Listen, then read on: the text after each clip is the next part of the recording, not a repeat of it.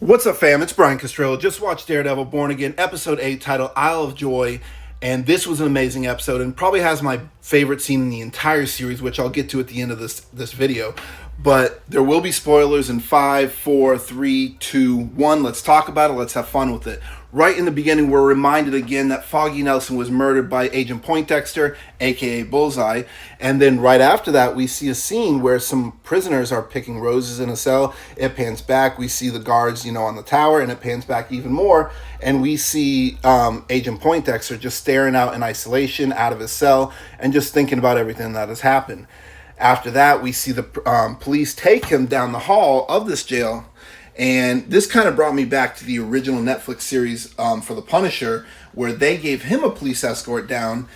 And if you remember that scene, you already know how badass that scene was. But then they bring him to the end. They open a gate. We see a lot of prisoners out there. And they throw him in there, and he says, "Welcome to Gen Pop, Agent Poindexter." So you knew they were fucking him over from the beginning.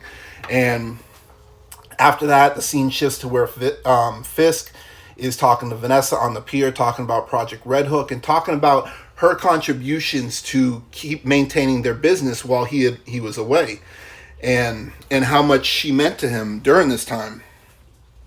And then she brings him to this door, goes down and wants to show him something, and he brings him downstairs and to where Adam is, and he basically apologizes to her for not saying anything. Now the scene shifts to where Buck Cashman, he shows up to where Matt and Heather are at his place, and Matt's like, how the hell did you even know we were here? And he's there to basically invite them to the gala. This is a thing that's been going on. If you remember an episode or two ago where he's basically schmoozing with the rich folks of the city, and they wanted nothing to do with him. This is kind of bringing it to fruition, and he's going to throw a party, trying to convince them even more. And during this, right before that, we heard Heather and Matt talking about Muse and Daredevil, and she's basically saying that they're the same people. Because he's like, how could you say that? Because Daredevil was there to save you, Muse was trying to kill you. And she's like, no, I killed Muse. Daredevil was there for his own selfish reasons.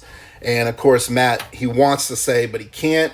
And Buck Cashman, when he gets in, Matt's like, why are you letting him manipulate you? He's working for Fisk. Fisk is bad, and you don't want to go to this gala that you just been invited to. And she's like, why wouldn't I go? This is a big moment for me.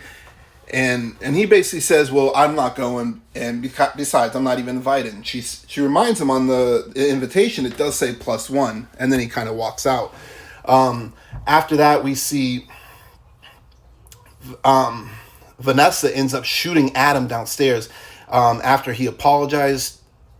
Fisk apologized to her, and we saw Adam begging for his life and saying that he's not a part of this. And she's like, you're right, you're not a part of this. And she takes him out, which I was like, oh my goodness. But it was at this moment that I think Fisk and Vanessa got on the same page, that they truly are working together again, and they don't really have any issues anymore. And you'll see that later on in the episode. After that, we see Kirsten talking to Matt and saying that Poindexter wants to talk with him, which is wild, considering what he did to his best friend Foggy. And we learn that Fisk is actually the one that moved him to general population, which is crazy that, being the mayor of the city and you're going to do that. That's a wild move. But then we see Fisk, and he's talking to Daniel, and he appoints him as deputy mayor of communications because he realizes that this guy is incredibly loyal to him, and he even said he would burn for him. So Fisk realizes that this kid is willing to do anything for him, and he puts him in that position. After that, we see Matt talking to Kirsten again, just basically questioning if what he's doing is doing any good for the city. Because unlike when he was working with Foggy, he felt that he had a purpose. Now he doesn't really feel like he has a purpose anymore, and the city's just falling apart, and he can't do anything about it. Again, with that inner conflict with him and Daredevil, deciding, is he really going to come back? After that, we find Matt thinks that Fisk actually hired Poindexter to kill Foggy, and we found this out because he went to go see Poindexter, and he's basically interviewing him, and he's trying to grill him, saying that, I know Fisk hired you. He ends up actually taking his head and slamming it on the table. Of course, he was handcuffed to the table, and he tells the guards to get rid of him. After that, we see Bibi Urich. She is talking to Daniel, and we find out that she actually printed a pro-Fisk news report saying that the guards are actually the ones who took care of it instead of, Daredevil during the Muse issue. And this is actually what got Daniel the job. So he owes a bit of gratitude to Bibi for doing this for him, but you could tell that she feels bad about this. She didn't want really any part of it. Now they're at the gala. This is actually my entire favorite scene.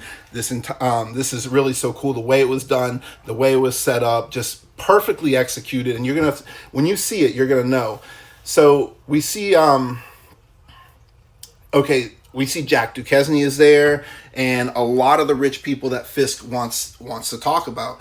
And then Vanessa, she's speaking with Heather. She's saying, like, you didn't have anybody to come with you, and she's like, I was supposed to, but he never showed up. Ultimately, at the point that Matt shows up, this is where it really starts to get good. He walks in, and we see Fisk. He's speaking with Jack Duquesne, and he lets him know that he knows that he was a swordsman, and that if he does not help him with his Red Hook project, he's basically going to send the task force after him. He threatens him. So that way he can get money to get his project going.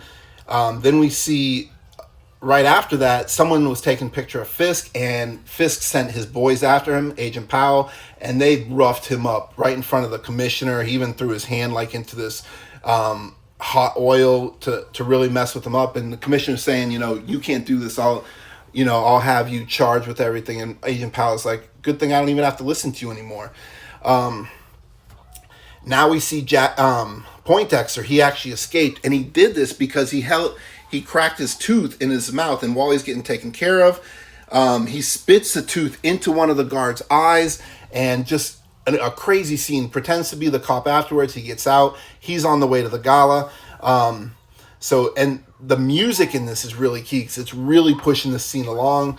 After that, we see the commissioner's arguing with Powell over, the abuse he sees and how he doesn't like this. Then Daniel ends up talking to the commissioner, talking about corruption, and he tells him that he has a file on every single police officer and he can help her out with this. And it reminds her that Fisk is the one who is actually the main suspect in her uncle's death. After that, this is where it really starts to get good because Matt is walking up to where Fisk is with Vanessa on the floor, and just as he gets really close, he gets stopped by Heather, and they're having a conversation about how Fisk is bad, and then all of a sudden you see the spotlight go on Fisk, and then they're doing their dance, him and Vanessa. They're kind of basically on the stage, and they come down, and they're the main point of the floor. Matt's dancing with Heather. He, tells her to lead, and it's just really well done. And then you can see Fisk mentioning the devil because he knows who he is.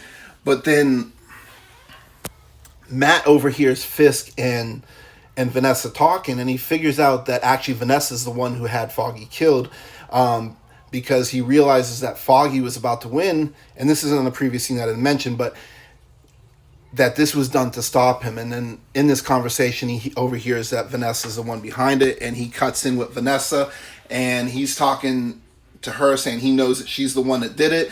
Then all of a sudden, we hear Matt hears the gunshot, not the gunshot, but the gun clicking to get ready to get shot, because Fisk or Bullseye is up on a stage, and he has the gun shifted to or pointed at Fisk, and just as he's about to shoot, Matt kind of jumps in the way and takes the bullet right in the chest, which is wild, but that just shows how good of a person he is, willing to even protect your enemies, which is something that Poindexter said in that meeting in the prison. So this was a great episode. I love the ball gala scene, just Matt walking up to it. That entire moment was just really intense. But what did you guys think about it? I love this episode. I want to hear from you guys. Tell me your favorite moments and what did you think?